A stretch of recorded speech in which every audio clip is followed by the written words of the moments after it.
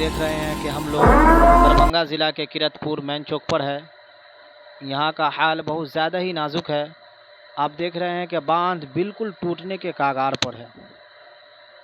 लगातार लोग कोशिश कर रहे हैं बांध को बांधने में, लेकिन रोड के ऊपर पानी चढ़ गया है। दोस्तों, आप देख सकते हैं कि लोग बहुत ज़्यादा ही परेशान हो रहे हैं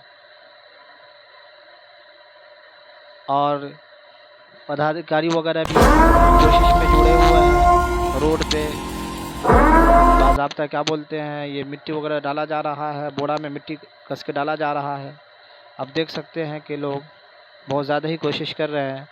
दोस्तों, किरतपुर चौक पर अफरा तफरी का माहौल बन चुका है और लोग अपने मवेशियों को सामान ले जा रहे हैं, इधर उधर कर रहे हैं।